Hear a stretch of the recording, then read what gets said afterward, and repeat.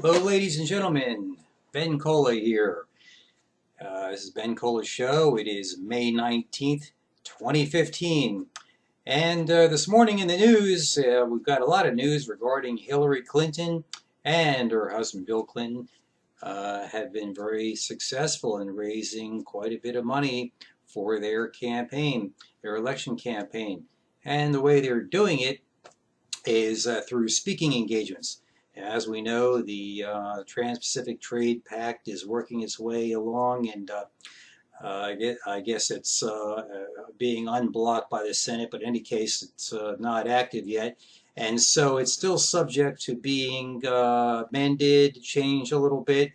And to make a long story short, it would behoove a lot of the corporations that want to get their name on that oligarch list. I call it an oligarch list because many of these corporations are going to have exclusive rights to deal with foreign countries on a different level than the rest of the people in America who own businesses or who may be salesmen for businesses, and therefore they're going to be at a disadvantage. So what I think is happening here is you've got companies like Cisco has already announced that they had paid 200 and I think 25 or 250,000, let's call it $250,000 to Hillary Clinton to come and speak. General Electric has also ponied up about $250,000 for a speech.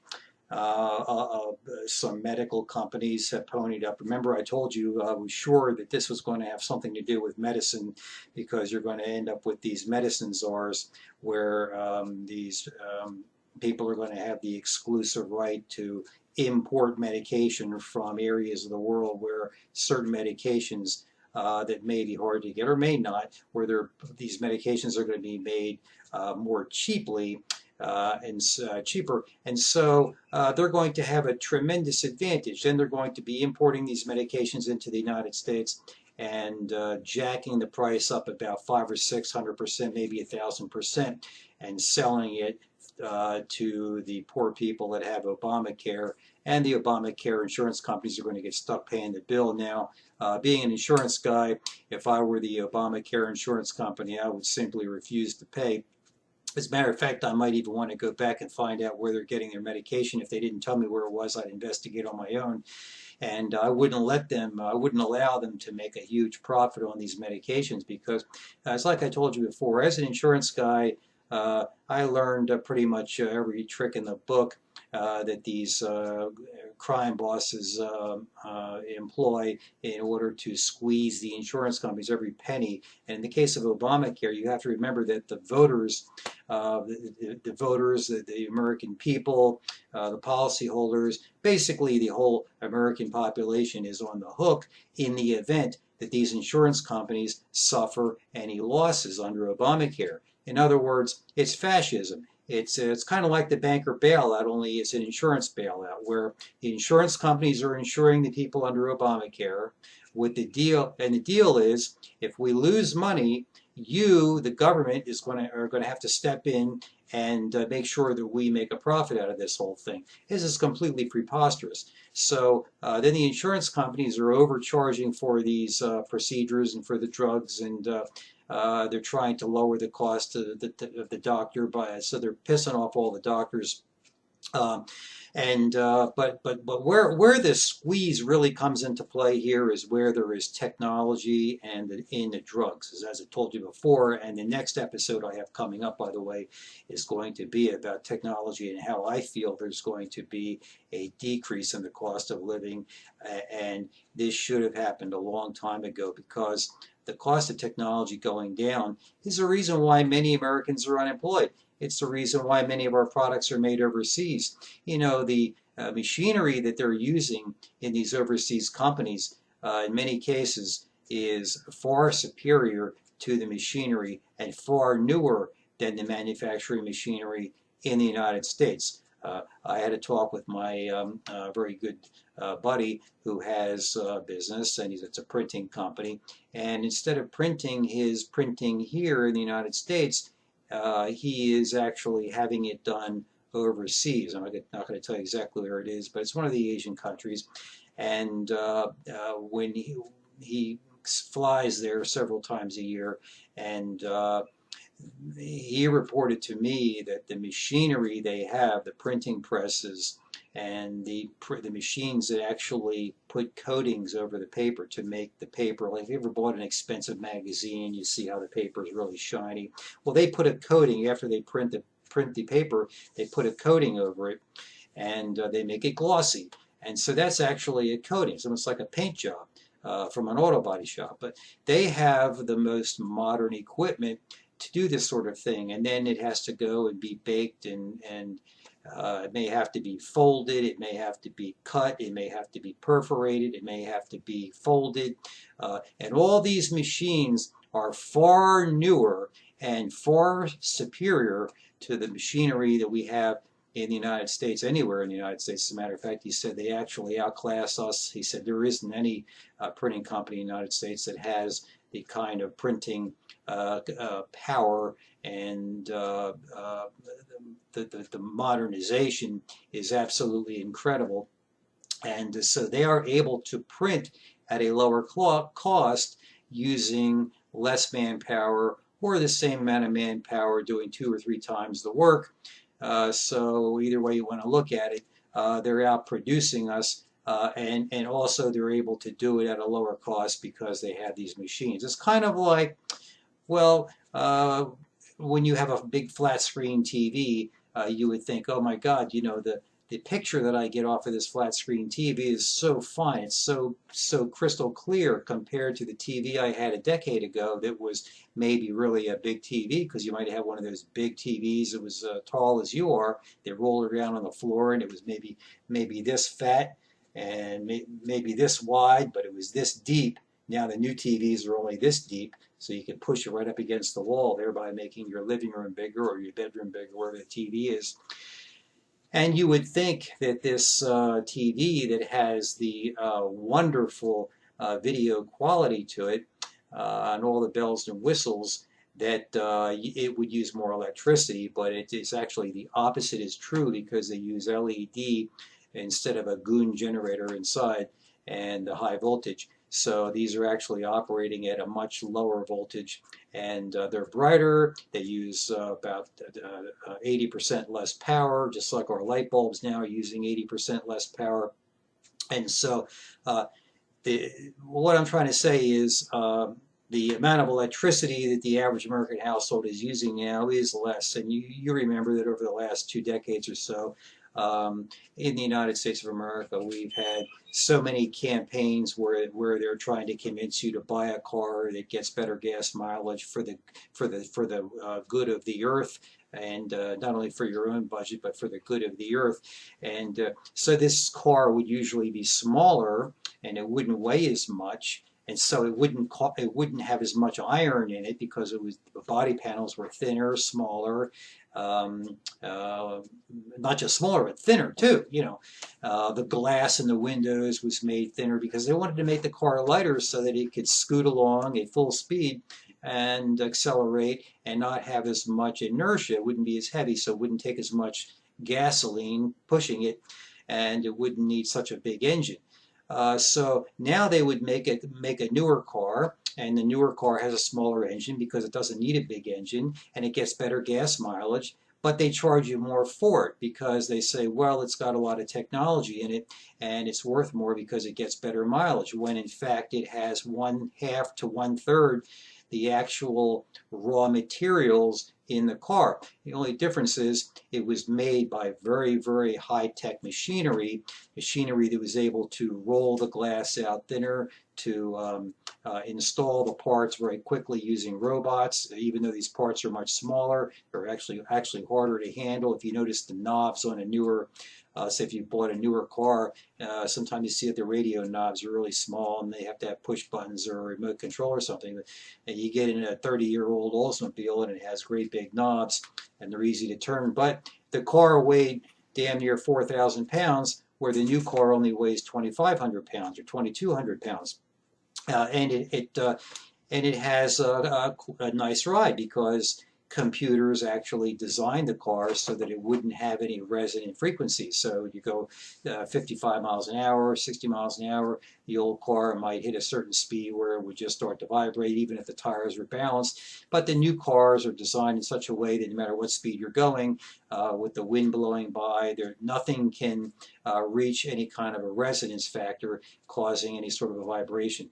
And so they've managed to make these cars with way less materials in a smarter way. So you would think that the car would be cheaper, and it in fact is cheaper, but they charge you more money for it because the technology is in here. But you're going to find that over the next 10 years, that the value of that technology is going to go down. And what I propose in a Ben Cola administration is I want to make sure that we have a quantitative easing 4 that is directed solely to our business people so that they can upgrade and buy these new machines, and so that we can manufacture these light bulbs here, that we can manufacture our own computer chips here, and then assemble the computer chips into computers, and maybe even buy robots that can do it to make our work easier, and not to charge more money for this higher technology, which seems to be where we've been going. Well, we've been losing jobs because of the technology, while simultaneously paying more for the item that we buy because it's better than the older item. When in fact the newer item is actually should be cheaper because it's smaller, has less raw materials in it, and it was made smarter. The wires inside the machine or the TV are smaller because they're dealing with lower voltages. The flat panel screen TVs are actually come out of a printing press. A lot of people don't know that, but same thing with a solar panel. A solar panel is nothing more than a printed circuit board that rolls off of a printing press. So you can roll these things off of a printing press, 1,000 of them a day. So why should a solar panel cost so much money? I mean, if I were the owner of an electric power plant, I'd be quite nervous right now because once these machines start producing these solar panels, people are going to want them because they're going to be getting free electricity, and they're going to own their own solar panels and thereby own their own electric company. And the life expectancy of these solar panels exceeds the life expectancy of the human being that buys a solar panel. I mean, these things are guaranteed for 25 years, and they expect to last 50 years. So as an adult, you could buy solar panels for your house and probably never have to pay an electric bill again. And the solar panels should be very cheap because they're going to be printed off of a printing press right here in the United States. Now, for now, we don't have those machines here. So what we have to do is, for now, buy the solar panels, buy our computers, buy our iPhones, our cell phones, our computers, and all that, our light bulbs. All that stuff has to be bought now from Asia. But that's going to change. See, under Ben Cola administration, we're going to make sure that our business industrialists, even if they're light industrialists, are going to have the most modern equipment to manufacture the things that we use every day. And so no matter how angry the rest of the world gets at us, and believe me, with this war on terrorism, the war on drugs, and every other kind of war we have going on around the world, war for territory, war over commodities and resources, we have literally pissed off the world. Many innocent people have been killed by drone attacks by mostly President Obama. I mean, if you look at the statistics, it's quite sad. It bothers me quite a bit. I'm not a racist or anything, but just about a month ago, an Italian citizen who was, I guess, kidnapped in Pakistan, and I guess he was in one of those safe houses or something, in a terrorist safe house, I suppose. And instead of sending in somebody to save him, I mean, frankly, even at my age, if they'd have called me to save a fellow Italian man, I think I'd have risked my life to go to get him. I would have grabbed my M16 and whatever material I needed and asked for a lift in a helicopter into town. And I think I'd have tried to save the guy because he's an Italian. He's one of my brothers. I'd want to save him. As far as I'm concerned, one Italian is worth 10 of those guys. But I'm not a racist. But the thing is, this guy was not a terrorist. He was not a criminal. He just got caught up in a bad situation. Frankly, I don't understand why we can't strike a deal. See, I'm going to try to strike a deal with Pakistan and try to talk them into taking care of business themselves over there, so that we don't have to drone these people. They can simply be raided by the police. Not even They don't even really have to raid him, because, as I said, I'm against a SWAT team raid, even if it were against a bunch of these militants, because I think if you watch the House long enough, you're going to kind of come up with a rhythm. If they're kidnapped or whatever, you're gonna find the right moment when you can slip in there and pick up whoever you need to pick up, and if anybody gets in your way, you could deal with them whatever you have to do.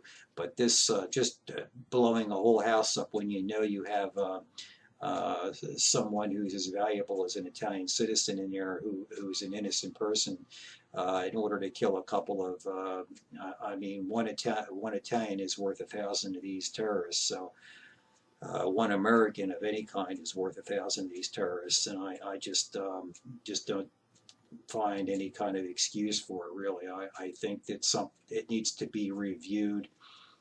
I don't know everything that President Obama knows. I certainly respect him because he was able to be voted in as president, and no matter what our differences are, there's no question about it. He did win the election, and that means that he's, well, I guess so far he's a better man than I am, but I'm going to try hard as I can to make it to the presidency myself. Now that said, you watched a few shows back. Don't remember which show it was. I think it was the one about the hovercraft. By the way, that's that show about the hovercraft. I built this hovercraft that actually flew, and I was just a little kid when I did it. I was a newspaper boy and everything, and in my spare time I built this thing that flew around in the yard. But then I took it out into the street, and anyway, the thing ended up exploding in the street, and I blocked the traffic, and the cops came in a matter of minutes, and it was hilarious.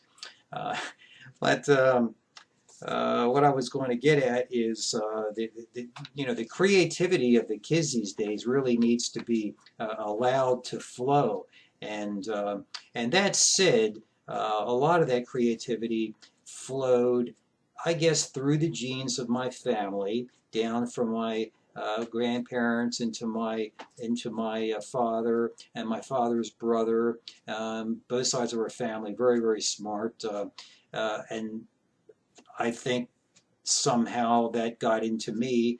I'm not a mathematician or anything, but I do have a lot of good ideas. I'm more of a civics guy. I'm more of a salesman type person, and let's say an unofficial legal scholar of sorts.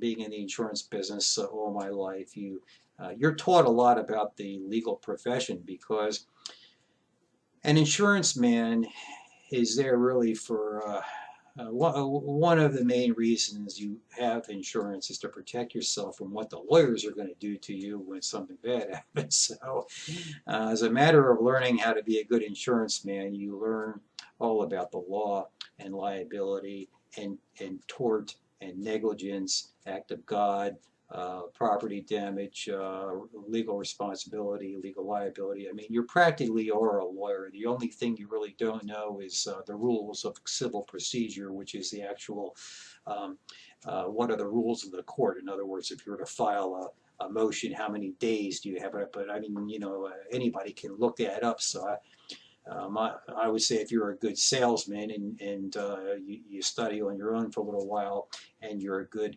insurance man, all you need to do is study the rule of civil procedure, and you should be able to represent a client in court. But let's see. That said, I envision a future where we're going to have quantitative easing, and our businessmen are going to catch a lucky break, because they have been just downtrodden and hammered. And in this last bubble that blew, I mean, Let me give you my twist on why I think it happened. I think what happened here that made the bubble blow, it wasn't the packaging of the mortgages per se. I'm going to try to get down to the root and heart and soul of the whole thing. Being a real estate broker, what I noticed is over time, especially in the 5 or 6 years leading up to the bubble, um, the the banks wanted to lend. They were hell bent on lending a lot of money because I think they had a lot of money coming in to these pension plans, and they formed the derivatives where they packaged up a lot of they had a lot of money and they packaged it up into mortgages, and they were trying to pump that money out because the interest rates were coming down and they were nervous and they needed to be able to pay the pensions for the school teachers, for the government workers, and whoever may have had money invested. And so they were under extreme pressure to get a good return on their investment and to do it in a way where they wouldn't lose the principal balance of the money that was entrusted to them. So they thought that, well, if they lend money on people's homes, and if you were a real estate broker, as long as I've been a real estate broker, you know that whenever you talk to a banker, when you ask them for a loan, what they want to do is they want to put a loan on your house because they figure, well, you'll always pay your loan if the loan is a lien against your house. And so they decided, I think, sort of on a wink and a nod, that they were going to allow the price of housing to rise and the price of commodities to rise. And so the blame goes squarely back to the appraiser and the bank, because the bank had to give the wink and the nod to the appraiser, because what's the first thing that happens to you when you go to get a loan? I mean, assuming you qualify for the loan, the next thing that's going to happen, which is one of the important things that has to happen, is the house has to have an appraisal that matches how much money they're going to lend you, less the down payment. So if let's say the down payment is 3% or whatever, you're going for a loan for the rest. You're pretty much financing the whole thing. I mean, in consideration the fact that you have to pay about 3% in closing costs, and pretty much whatever the price of that house is about what you're paying at closing, and it's the combination of a loan and money you put down yourself, or the bank may be, if your credit's really good, they may say we'll pay the closing costs, or they may allow the seller to pay the closing costs. But the appraiser is going to come out to the house at some point, and he is going to put a value on that house. And those values in the years leading up to the crash, the appraisers were allowing those appraisals to go up and up and up and up. And then you had a whole gaggle of what I call TV celebrities that would be on nighttime television saying, well, we're having this horrendous, they wouldn't say the horrendous inflation, but that's what it was. They were saying, make $1 million in the real estate business. And they would say, let me buy my book for $50 in my course, and I'll show you how to become a real estate broker. No, you wouldn't be a broker, but let me show you how to buy and sell houses and make a living doing that, on the premise that these houses were going to keep going up in value. And so once again, on a wink and a nod, it was sort of an unwritten expectation that the houses were going to keep going up in value, up and up and up, higher and higher. And this whole thing could have been stopped by just putting the brakes on these appraisers, and having and the banks should have said to the appraisers, no. We're not going to go for a mortgage that big because the house isn't worth it. You see, when they appraise the house, they need to appraise the house based on a worst case scenario. And no one was thinking that the bubble could burst at some point, or that the economy ever goes down. See, in their mind, they had it in their mind that the economy only goes up. And the economy was built on inflation. It was built on growth. The salaries that the public servants would receive in their jobs had a built-in COLA, where it would guaranteed pay increase every year of so many percent. So the whole economy was just designed to increase. When an administration, my administration, I'm going to make sure that we have an economy that's just going to stay level or go up in such a slow level that it's not going to even look like it's rising at all. Because we need to have, frankly, an economy that's based on sustainability.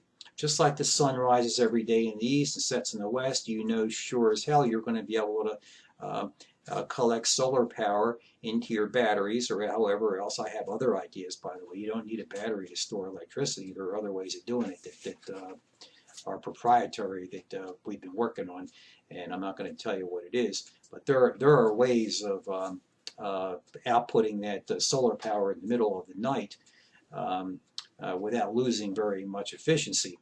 And so you'll be collecting power all day long, and then you're going to be expending it during the day on your air conditioner, and then the excess you're going to be expending at night, and as soon as morning hits, you're going to be recharging again. And now you have to remember that this can be done not only at the home level, it can be done at a block level. For remember, you could get together with 5 or 6 of your neighbors, and everybody puts solar panels on their home, and maybe one neighbor's not home all day long, so they're not using any power, or one neighbor's on vacation for a month or something like that, and so but their solar panels are still working.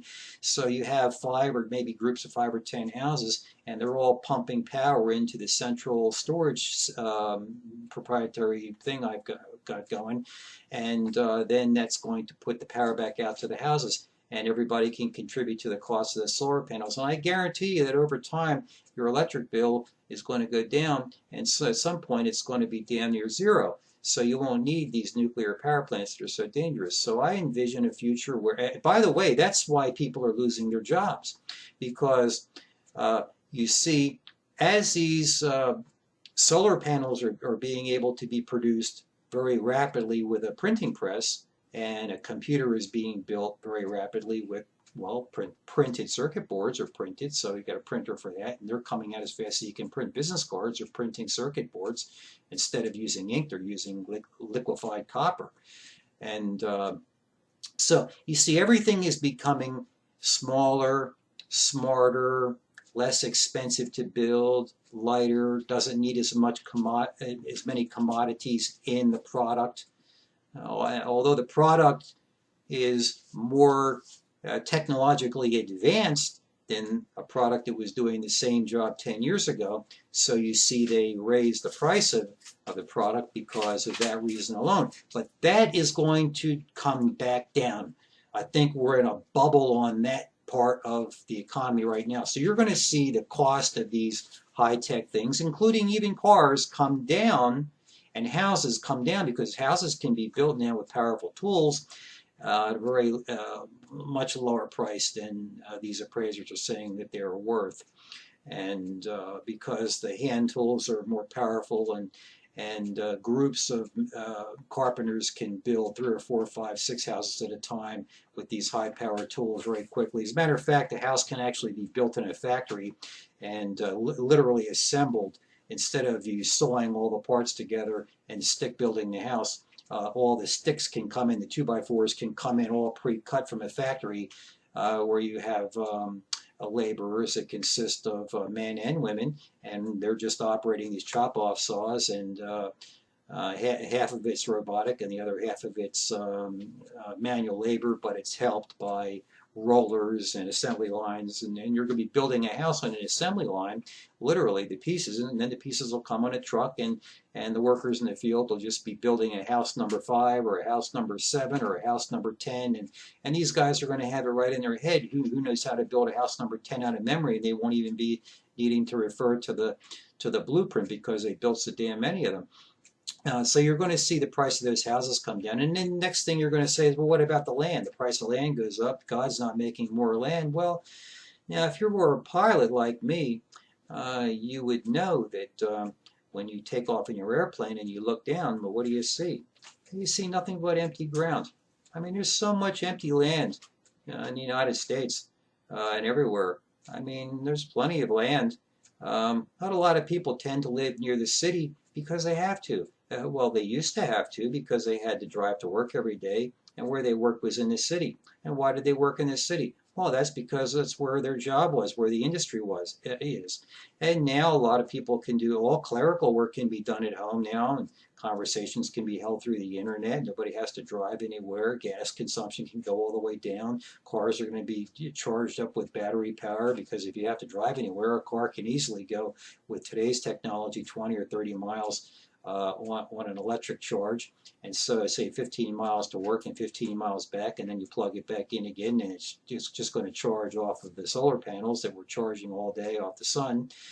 You can supplement that with small wind turbines, and there are other ways of making electricity too. That's not all there is, folks, depending on where you are. I think the thought that you're going to need 100 nuclear power plants in the United States is really kind of an old way of thinking. I think it's good to have a tremendous reserve power supply, which is really what we have now in the summertime when the air conditioners are going. It's just a matter of time before they make an air conditioner that's going to be twice as efficient as the one they have now. And the air conditioners that we have now are very efficient. I replaced mine a couple of years ago with a smaller unit that cools just as well. And I dropped almost $100 off my electric bill without really breaking a sweat or anything. And I was very happy about that. And but still, I could see where someone's going to come up with another idea, and it's going to make the air conditioner even more efficient. And as far as heating your house goes, well, they just run the air conditioner backwards, so it's the same damn machine. Just run it backwards, and it makes heat instead of air. So you're going to see the price of things start to come down without any loss of quality of life. And therefore, the need to earn a gigantic salary is going to go down and down and down, unless you want to do things that are very expensive.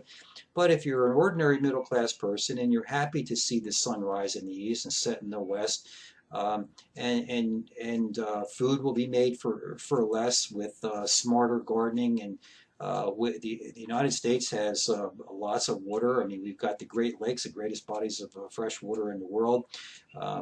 And the excess nuclear power that we have, I would suggest that in places where you don't have water, like California, I would just take the water out of the ocean and desalinate it. Now, I know that that's a very expensive proposition, desalinating water, but there are different ways of desalinating the water. You could either boil it and collect the steam, which is one way, or you could squeeze it through a filter that just doesn't let the salt pass. I mean, that's what sailors do on boats. I mean, we squeeze the water so hard that the salt doesn't come out the other end because the filter it looks like a piece of plastic, and when you pump that water against that solid piece of plastic, the water actually goes through the plastic membrane. I guess it's plastic, and then fresh water comes out the other end, and you could have plenty of water in California by taking it out of the Pacific and forcing it at high pressure, about 800 pounds per square inch, through the filter. And the filters right now, those particular kind of filters are still under patent, I believe, and the patent's going to be up soon. And then you're going to see those filters will be generic, and you'll see water companies in California where they've got surrounded by salt water, but they don't have any fresh water. They're just going to, when that patent runs out, they're going to get giant desalinators, and they're going to just squeeze the water right through those plastic filters, and fresh water is going to come out the other end, and they're going to have all the water they want. Now that said, brings me to who's going to pay to get the jumpstart this whole thing. Well, as I said, the banker bailout. The bankers had their day in the sun. I don't think they should have received the bailout because it was the bankers who were goading on the appraisers to jack up the price of these houses. Now, raising the price of someone's house isn't doing him a favor. I mean, you would think, oh, my house is now it's worth $1 million, and I only paid $750 for it. Well, no. Wait a minute here. Then what happens is your insurance goes up commensurate with the value, and then the next thing bad that happens to you is your taxes are going to go way up commensurate with the value of the perceived value of the house. And your house insurance will go up. Yeah, house insurance goes up. I already said that. I mean, so everything bad can happen to you when that price of that house goes up, and then when you go to sell it, while you might make a one-time capital gain on the house, the new guy coming in is going to be stuck with $1 million house instead of a $700,000 house. And now he's going to have a job that pays ever more money. And so you see this vicious cycle gets going until you get to a point where all of a sudden you realize, oh no, all these products that we need are being made offshore by new machines that build everything better and for less. When I say better, I'm saying not only better but less, because costing less is better. That's one of the features of an item. When you buy an item, one of the features you look for is the lower cost. So you want the item to be just as good or better than the older one. Obviously, you want it to be better than the older one because of the advancement in technology. But the other feature you want to look for is it well built and is it cheaper? It should be cheaper because they made it more easily. And they're mass producing these things in China. But we haven't started doing that in the United States. And so every dollar it's in our economy eventually ends up overseas. So our money doesn't stay here. It ends up over there, folks. And we need to get our industry going so that we can make sure that when a buck is earned here, that it stays here. And moreover, not only does it stay here, but it's actually reinvested because it's earned here and it's lent to an industrialist, a businessman, and he's going to buy newer machines and he's going to make more cameras, he's going to make more cell phones, he's going to make cheaper computers that are smaller, faster, better, smarter. LED lights. Solar panel, he's going to be making light bulbs that use way less electricity. Every kind of thing that you could dream of under the sun can be made right here and for less, and that is a big feature, for less. So then because of that, between the window of time between the time that only China is doing this and we're not, all businesses run for their lives because we're also enacting a lot of laws because the government wants to have more people to enforce the laws because they want to hire their brothers into government jobs, so they need more. They put more laws into place to so-called protect the public, and so they hire more shills to enforce these laws that are mostly unconstitutional and they're anti-industrial and eat our lunch. And so while the price of everything is going up when it shouldn't be, the corporations that can afford it leave, and they take advantage of the overseas cheap labor and better machinery that can make the same product for less, and the labor is less, and the machine makes it for less anyway, even if the labor were the same. And then they ship it back to us, so they're making a big profit. So right now we're in that window, and that's the worst window to be in. We've just had our housing prices inflate for no reason at all. We went through a second industrial revolution, so to speak, and technological / new industrial revolution, which boomed basically happened overseas, so you lost your job. So now your house went up and you lost your job at the same time. So I mean, you had a perfect storm, which is all fixable. Now it's going to take some time, and we're going to need the help of the Fed. And as I said, I am not going to shake the Fed down. Janet Yellen, if you're listening to me, I'm telling you right now, if I'm the Prez, I promise you, you will not be audited. And the reason you're not going to be audited is not because the Fed didn't do bad things in blowing the bubble up, because the Fed helped to blow the bubble up.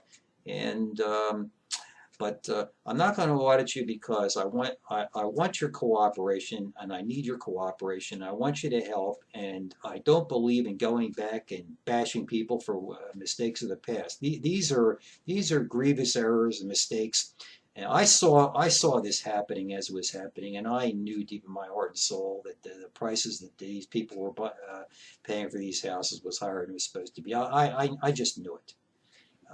But it wasn't in anybody's interest to stop it. The broker was making the money, the people were happy that their prices were going up in value, and the guy still had a job. He hadn't lost his job yet, so it seemed like it was like a no-harm way of inflating the economy, and everybody was sort of gaining in a way, but it was unsustainable. I'm going to fix that. See, I'm going to make sure that all the Americans understand that not to expect a raise every year. Well, Because you won't need a raise. Your quality of life is going to go up while your income is actually going down. I mean, do you really care if you're making $1,000 a week and you live a certain way, or if you're making $350 a week and you're living the same exact lifestyle in the same type of house in the same type of neighborhood? What difference does it make? Seriously. That will also help the value of the dollar too, by the way. So we want to keep the value of the dollar strong. Now, but won't the Fed, you can keep track of the Fed from now on, though. You're not going to yeah. go back to the past. But like I said, once that door closes, and should I gain your trust as the leader of America, as I promised you, I would not audit you, and I'm not going to go back and assign any kind of blame. I do want something in return, and I want a QE4, and I want there to be interest rates that are going to be just as low as how bad you were pumping the bubble up. And we're talking long-term loans with extremely low interest and no balloons. So in other words, you're almost going to be well, I think we should start off with grants. People that lost their businesses in 07 and 08 because of this, who were promised credit and then the bank welched on them.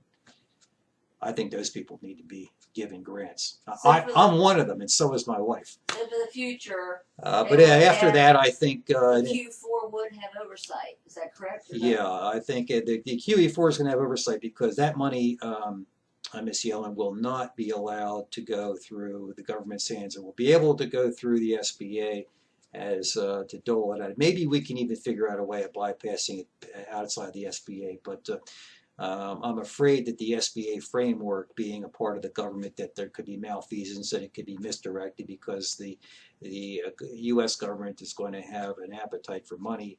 That's a terrible, voracious appetite, like a great white shark that's been starving to death, and they're going to want to take that money away, or they're going to want to charge fees or something and figure out some way of making a profit off it, just like they're trying to make a profit off of Obamacare in their fascist way of doing things. That kind of reminds me of the New Jersey car insurance scam, the JUA.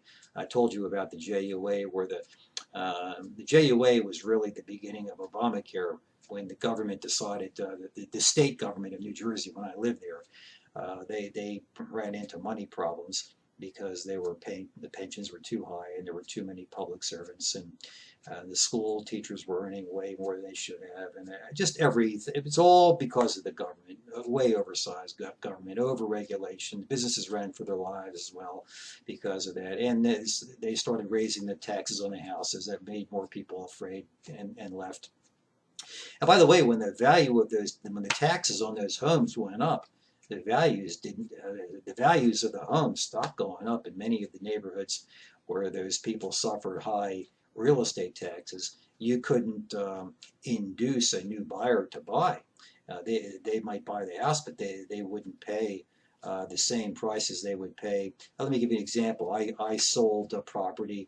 I told you I worked in the Cherry Hill real estate firm of Mignon when I was first starting out as a salesman, before I earned my broker's license as the youngest broker in the state of the history of the state of New Jersey. Cherry Hill, New Jersey is an expensive place to live, but it's not as expensive as where I lived in Haddonfield, where I grew up. I mean, that was twice as expensive tax-wise as Cherry Hill. But Cherry Hill was high taxes, and it's in a county called Camden County, New Jersey. However, that said, I was very, very close to a town called Marlton. Cherry Hill's rather large, and I was very close to the borderline between Cherry Hill and the next town over called Marlton. And Marlton, thank God, was in a different county. It was in the county of Burlington County. Burlington County, for some reason, had taxes that were about half price of Camden. And the school system was better, just as good, if not better. The density of the housing was a little bit less, so everybody had a little bit more room. And most of the homes that I sold, people wanted to move into Marlton because taxes were lower, and they were coming to New Jersey. You know, most of the sales I made were people coming from Philadelphia because they were tired of living in a row home. And to them, moving into the suburbs and having a single family home was a really big deal. A lot of times, some of them have had an argument with I'd say every other client that I had coming out of Philadelphia. They came out of Philadelphia saying that they were having arguments with their neighbors over who was going to park in the parking spot in front of the house because they didn't have their own driveway or their own garage, and there was friction over that. But I mean, it never blew out into it never was like Baltimore or anything like that. There was always a lot of respect, but there was a more of a deep-seated desire to have room and to move into a place that was bigger with more room. Never really broke out into a fist fight or anything. It was more like an internal burning anger that they wanted to get into the suburbs. So they would go over the Delaware River into New Jersey from Pennsylvania, Philadelphia, and they would go straight to Cherry Hill because they perceived Cherry Hill as being, well, with a name like Cherry Hill, they just assumed it was good, and it was, and gave you more room, but the taxes were higher. And then when I explained to them, hey, you know, if you like Cherry Hill, you're going to really like Marlton, and then I tell them about the taxes and show them a few houses and compare it to Cherry Hill, and I always was able to make a sale that way, and I was very young. And when you're young in the real estate business, it's very, very hard to get listings because you don't have a mustache yet. I mean, you can't really grow a beard, and you're so young looking. And when you're young, you don't know any homeowners. You don't have a home yourself. So if you're a newspaper boy like I am, and you sold a lot of newspapers and won a lot of subscriptions, so you're a good salesman, but you don't know any homeowners, so you can't get listings. So you make your money selling houses. So I would be on that phone, and the phone rang all the time in that office because Aldo Mignon, the owner of the agency, spent a lot of money advertising. And that telephone would ring, and when I had my floor time, I would get answer the phone. It would be ringing every 30 minutes. You'd get a new customer, and you would call them, and they'd come down, and you'd drive them around and show them things, and about every third one or so, you'd sell a house to. And but I was selling a lot of houses in Marlton, and the broker in Marlton's name was Phil Mitch. He was the big guy on the corner on the circle between Route 70 and Route 73. And he had a great big office with a huge sign, you know, this is where to buy a house if you're interested in Marlton. And so I got to know Phil Mitch, and he knew everybody in Marlton. He was older than me, so he got the listings, and I brought in the buyers, and so it was like a match made in heaven. You know, I only got half the commission, but I was making money as a young salesman. And then I went right back into real estate broker school as soon as I put my 2 years in. When I came out, I went to manage a real estate firm that sold insurance and real estate. And the broker there said, you ought to get your insurance license too. And he sent me to school. He didn't pay for it, but he said, I asked him what it was like to do that. And I watched him doing it for months and months, and I thought, you know, this seems like a good business. When real estate's slow, you can sell insurance. Sort of, they go hand in hand. And the school he said to go to was run by a guy named Clarence Stevenson. I think I already told you this story in my first video, which I apologize for the first video. I mean, I was sitting back, and I know it looks like I was fat, but I was wearing, I'm not overweight. I have a back that bothers me sometimes. I was wearing a big brace under my white shirt that made me look overweight. So I don't want you to think I'm overweight in that movie because I had a bad chair and I was leaning back. It was the first movie I ever made. But yeah, I was wearing a back brace under my white shirt when I took that video. So, and I spoke very slow, but I was nervous. Frankly, I was nervous, scared to death. I wasn't ready to go in front of the camera yet. But in any case, so I became very friendly. It turned out that the owner of the school, the director, Clarence R. Stevenson, who passed away last year, so sad, became my mentor. And he did so because he was an avid fisherman. And I owned a boat. And he liked fishing on my boat. And then we also went out on bigger boats together. We went out on all-night blue fishing trips where we just you know, I didn't have to drive because it was a big party boat, so it had its own captain. So we had time to just sit in the back of the boat on a fantail or sit inside the cabin and talk. And we just laughed our rear ends off all night long and catching big bluefish and coming back with a big load of fish. It used to piss off my young wife when I would come home with a big load of bluefish. And I bought her a new refrigerator, and I would start packing those fish at 6 a.m. into the refrigerator, and she'd start screaming, "What are you doing putting fish in my new refrigerator?" I said, "Well, the old refrigerator I plugged in the basement," but she, she would unplug it because she said it was using too much electricity. It really wasn't. We had the money to pay the bill, but she was just, she was over the top crazy. I guess she thought she wanted to save every kilowatt of power possible. So I said, "Well, if you don't plug that refrigerator in downstairs, I'm going to put when I catch the fish, I'm going to put them in the refrigerator upstairs until I have a chance to bring them to Philly to my Italian grandma who loved fish." I mean, believe me, Italian grandmothers love fish. And I kept her well stocked with fish, so I was her favorite grandson. Anyway, getting back to the story, I envision a future, Miss Yellen and American people, where we have a QE4, and that money will not go to the government. That money will go directly to our existing businesses. It will go to upgrade the tooling and the machinery so that we can match, we can come up to the par and even exceed the levels of quality of machinery that they have in China, so that we can compete, because we're not on a level playing field here. I mean, like I said, we can't, even if we had the smartest people in the world, we don't have the machinery here that's as modern and technologically advanced. And so we have to tool up so that we can make the things that we need every day right here in America, so that the money that you lend us, we'll be able to keep that money in our own society. And we have to make sure that our appraisers, when they're taught how to appraise a property, that they just don't let a bubble build up for some reason that some banker wants to lend out a lot of money so that he can get a lot of return. Because the money that we're going to lend on the QE4 is, and it's not going to go to consumers either, by the way. We're not going to be giving out these big credit cards and stuff, because we don't want to put people in debt. We want to get our industrial base going and let them earn money to buy these things that we're going to be making. In other words, when you let the bubble build up and the house values went up and up and up, and then they were losing their jobs because of the new machines in China, what happened was their bills were going up, and then they lost their jobs. And at the same time, they were getting these credit cards in the mail for $20,000, $30,000, a $50,000 credit card was just like a walk in the park. It was nothing. Anybody could get one.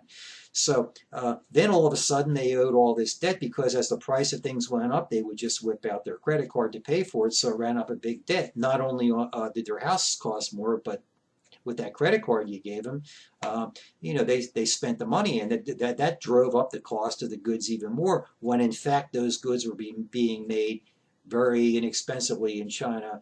And of course the oligarchs got the difference between the cost of manufacturing over there and the cost that they sold it for over here. And we were just drained. We were drained of all our money. Nobody had any money, because it was just a recipe for disaster. I won't let that happen again. And Miss Yellen, I'd like to get together with you and talk this over. We're going to work something out. I promise you, where we're going to hold down the cost of living, and we're going to pump up our industry here, and we're going to keep that money right here. And if the rest of the world in the meantime gets pissed off at us, it's not going to matter, because once we start manufacturing things here, we have a geographical big enough piece of real estate that we can make anything we need here. We have all the water, we have the oil, we have fresh air, we have rivers for transportation through rivers, we have rail lines, we have transportation around both sides of our country, out in the ocean on the east side and the west side. We have the Gulf of Mexico. We have good tourism going in Florida. We could bring tourists from around the world to see, and Orlando and Disney World, and tourism in California. I mean, we've got everything right here in the United States you would need. You've got skiing up in the mountains in Vermont. You've got skiing in Idaho, and to bring tourists from around the world. What we need now is we need to make sure that if people don't need to be very, very wealthy. In other words, if you're not quite in the middle class, you should be able to live a middle class life the way I have things ciphered out. And we don't want the water company charging a lot of money for water. I mean, let's face it, they struck water. It's kind of like the water company selling you oil or something, and they pretend like they struck oil. They struck water, and they're selling it to you like they're selling you oil for a high price. And the pipes, by the way, are cheaper now than they were before. You just use these PVC pipes. I mean, they're cheap. We're going to make them right here. I think they make them in China now, but we'll make them right here. And they're easy to install. They're easy to fix. There's no reason that the infrastructure for water should be expensive. There's no reason that the water should even cost anything because we take it out of the ground for free. And as a matter of fact, you can even take the fluoride because they pay for the fluoride. You can take the fluoride out of the water and stop poisoning everybody. And that will lower the cost of the water and people won't be poisoned. You take the fluoride out of the water, everyone's going to have more energy because fluoride, I don't know if you've been drinking the fluoride lately. I'd imagine you drink bottled water. But if you're in a municipality that has fluoride in the water and then you stop drinking the tap water, even if you filter it, and you switch over to bottled water that has no fluoride, you'll notice your brain will light right up. Your IQ will go up. Your energy level will go up. You'll feel more energetic. And fluoride is a big downer. It's literally poisoning this country. I just don't know whose big idea it was to put it in the water or why they did. I think I know. I have a couple of theories, but I wouldn't want to go on the record talking about it. I think I know why they put fluoride in the water, and it has nothing to do with keeping the water clean. All right. Well, that's about all there is. My time's up. I go over time all the time, so I set an alarm today. Listen, folks, we're going to straighten things out. Now, what is the golden rule? Before I leave, for the evening, and let's talk to you tomorrow, what is our golden rule? Our golden rule is we are not going to vote for an existing member of Congress. Do you know the average congressman has been in there for 20 years?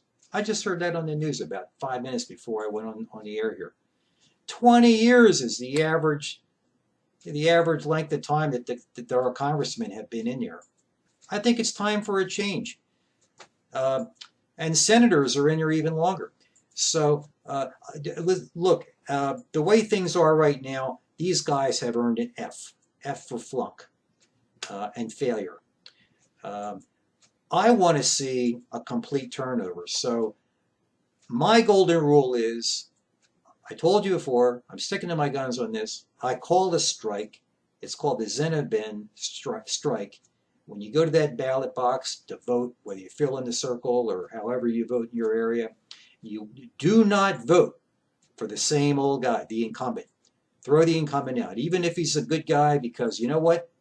Whether he's a good guy or not, he's been in there long enough, and even if he's only been in there one term, even if you like him, he hasn't stopped the bad things from happening that are happening now. He hasn't stopped the Ukraine war. He hasn't stopped the NSA. We had to wait till Snowden told us about the NSA. A million things bad have happened under the current people, so they get an F. So don't vote for any of the existing senators to put them back in.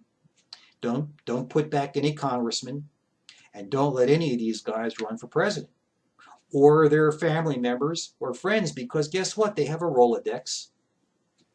Probably have a Rolodex because they know if they put it in the computer, they're going to be spied on. So they probably still have their old-fashioned Rolodex, I would imagine. And they probably have a backphone too, so they don't get spied on from the NSA when they make the phone call to their buddies. But I mean, you could just imagine a Bush getting in there, and I have no problem. I mean, Jeb Bush is the greatest guy in the world, probably the best of the Bush family. But I mean, who's he going to call if the crap hits the fan? He's going to call up Dick Cheney, and he's going to call up Donald Rumsfeld, and he's going to get that war machine going because we're going to have to fight a war, even if it's a legitimate war. He's going to call up the same old shills. And it's going to be the same old thing again, folks. Please, we have to have some new people, even if it's just because they've had a good life, they've had a good career, they have a life experience that no one else has had. Don't you think it's a good idea to give someone else a chance at the helm? I let people steer when I'm captaining a ship. I always let nothing dangerous is going to happen. I always let everybody have a chance at the wheel if they wanted to try steering the ship. I mean, these are going to hurt. You're out in the middle of the ocean. I'm standing right there watching them, and it thrills them to death. That's what we need. We need new people, and believe me, they're smart. You got these college graduates coming out, and they know what time it is. They just don't have that old-fashioned Rolodex with all the numbers that are bad, and we don't want those old numbers coming back up. So we don't want fascism to keep going. So anyway, we'll talk about more things tomorrow. Have a nice day, folks. Love you.